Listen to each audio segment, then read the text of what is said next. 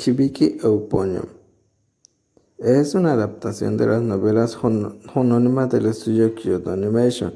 A la fecha cuenta con 2 temporadas emitidas en 2015 y 2016, ambas con 13 capítulos.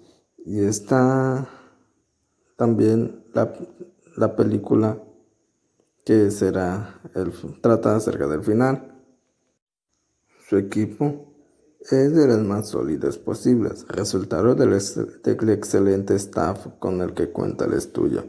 El director es Tatsuya Ishihara, un talento perteneciente al estudio que dirigió Air, Chunibyo Boy, Clannad, Nichijou y por si fuera poco, participó activamente en la producción de Kion y Suzumiya Haruhi, además de dirigir la película de la desaparición de Suzumiya Haruhi.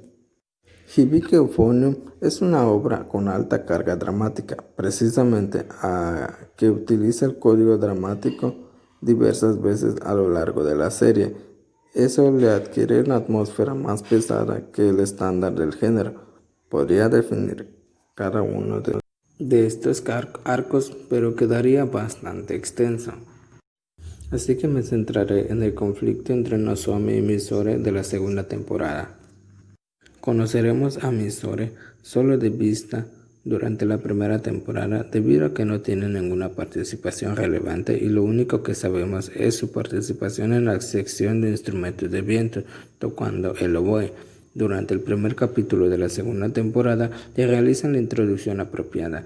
Kumiko la conoce por mera casualidad, guiada por la curiosa impresión de una chica callada, cerrada, que parece obstinada a la vez que poco dedicada al auténtico esfuerzo. Decide prestarle atención, actitud reforzada por múltiples situaciones relacionadas sucediendo a la vez.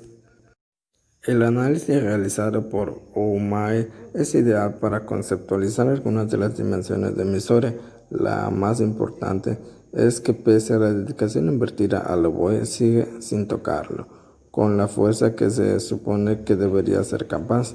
Es una contradicción de esfuerzo contra resultado. La actitud de la chica callada se quiebra un poco cuando Kumiko es consciente de la cercanía de esta con Yuko e inclusive el aura de imperturbabilidad se desploma al verla completamente afectada por el sonido de una solitaria aunque preciosa flauta.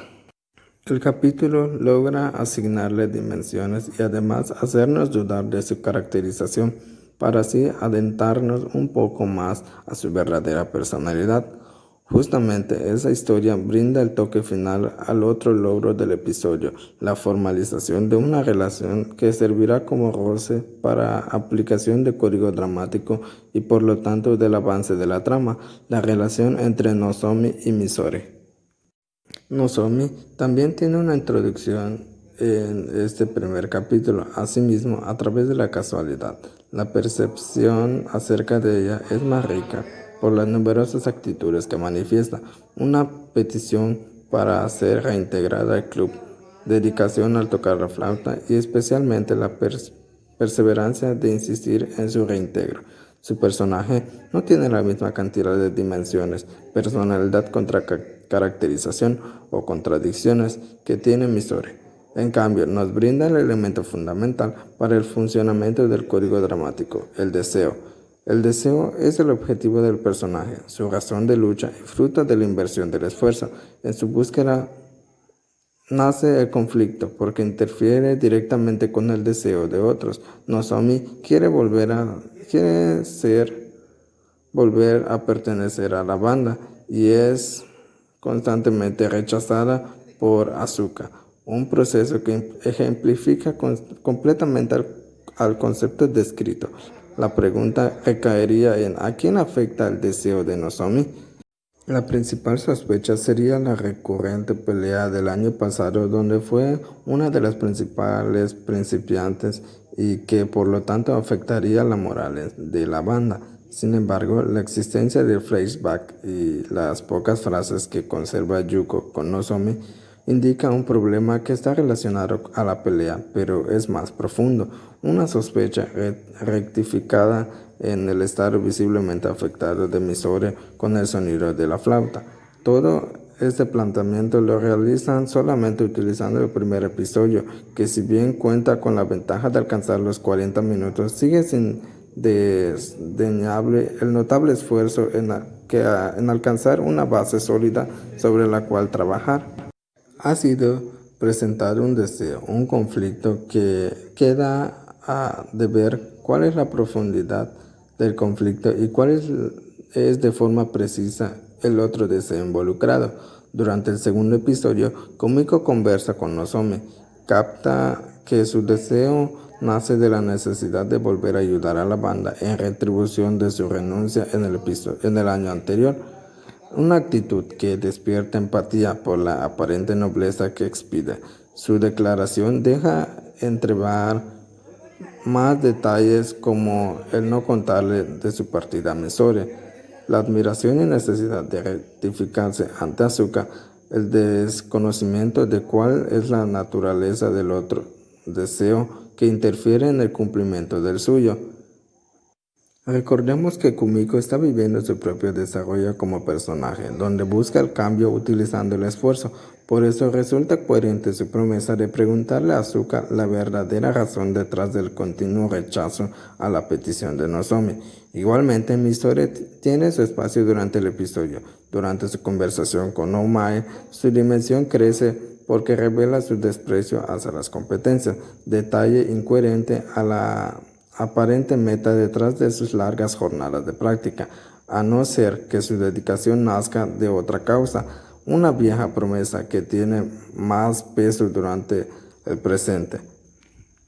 El tercer capítulo revela cuál es el deseo que afecta la determinación de Nozomi. Más que un deseo, es una actitud proteccionista de Asuka y Yuko. Se debe a la incomodidad de Misore frente a la presencia de Nozomi. Este giro ya se venía planteando desde el primer capítulo. La auténtica importancia de la revelación es concluir acerca de la dificultad de resolver la problemática. No puede tratarse de forma directa a menos que sean confrontados sentimientos y percepciones. Kumiko también se vuelve perspectiva acerca de la consideración de sus compañeras hacia Misore, que podría calificarse como una medida para conservar el buen estado de la banda, aunque también indica los constantes esfuerzos para evitar que Misore se vea emocionalmente afectada. Este estatus que claramente tiene que cambiar por el bien de ambas, el conflicto debe pasar hacia la fase de la confrontación. El choque ocurre durante el capítulo 4, originado en otra casualidad, a la vez que estaba predestinado. Nozomi quiere hablar con Misore. Ella, al darse cuenta, sale corriendo, dejando descorsetada a Kazaki. Kumiko encuentra a Yoroizuka refugiada en un salón, intentando averiguar qué le pasa. Se revela el tercer deseo activo en el conflicto, la intención de Misore de evitar cualquier tipo de contacto con Nozomi, originado en el temor de reconocer que la partida de Nozomi de la banda implicaba que dejarla a ella sola fue una decisión influenciada por la indiferencia, concluyendo que Nozomi no ve como una amiga importante a Misore. Recordemos que Misore es la personalidad fuertemente introspectiva, por lo tanto, tal como ella revela, la amistad que sostenía con Misore es el pivote que le brinda estabilidad. Su deseo en sí mismo, la contradicción, porque quiere evitar a la vez que quiere que vuelva a ser su preciada amiga. Nozomi desconocía que había logrado tanto alcance con su compañera y no puede evitar sentirse culpable a ambas. Ambas finalmente se reconcilian después de expresarse con el corazón. Esta es la traducción escrita de la escena, pero auténticamente, ¿qué ha pasado? El choque entre los tres deseos se debe a un malentendido que creció gracias a la personalidad de Misore. Eso sí, parte de la culpa la lleva la indiferencia de Nozomi. Ambos tienen un momento de cambio. El cambio es el código dramático. En el código dramático se define como el impacto cuando una persona rompe su pasado. En el caso de Misori, al preguntarle por qué a Nozomi, está luchando para lograr superar los numerosos prejuicios y nociones que ha construido desde su partida. Sea cual hubiese sido la respuesta, el cambio se hubiera producido porque rompería con las cogniciones que tenía como constantes. El cambio de Nozomi se debe al reconocimiento de su pasado, tener más claro hasta dónde alcanzó sus palabras, crear un compromiso hacia el futuro. El arco logra tener más importancia narrativa al afectar el resto de personajes. Yuko reafirma que ciertas relaciones, sin importar el tiempo, siguen siendo inquebrantables. Kumiko aprende que hay razones para el esfuerzo más allá de alcanzar una victoria y Asuka reconoce la importancia del diálogo. Estas lecciones tendrán peso en el resto de episodios. No obstante, el código dramático está completo cuando se hace evidente el cambio. Nozomi finalmente entra a la banda. Su relación con Misori se restablece y finalmente Lowboy logra alcanzar el grado de excelencia que los maestros le indicaban era capaz de alcanzar. Desentrañando el arco, se ha logrado presentar cuáles son los detalles detrás de su funcionamiento para finalizar en un importante consejo. El escritor no crea las situaciones, son los personajes que al actuar, interactuar y reaccionar terminan generando conflicto. La labor del escritor es construir personajes definidos e interesantes y asignarles un deseo, ya que como el conflicto orgánicamente se va creando. Los personajes de Hibiki son cuidadosamente introducidos, les presentan con una personalidad definida y asignan un deseo. Es lógico que el conflicto encuentre diversas vías de desarrollo, solo se necesita del contacto de dos personajes y el roce sucederá. La segunda temporada es magistral por el uso tan cuidadoso y denso del código dramático. Le utilizan 3 veces y en cada arco las consecuencias van tomando una trascendencia cada vez mayor. Admiro el arco de Nozomi Misori por sus deseos sinceros, empáticos e indefincables. Esta es una de las razones por las que esperé con tanta emoción la película de Liz and the Bluebird, una obra spin-off que solo se enfocará en la relación entre ellas dos, dirigida por Naoko Yamada.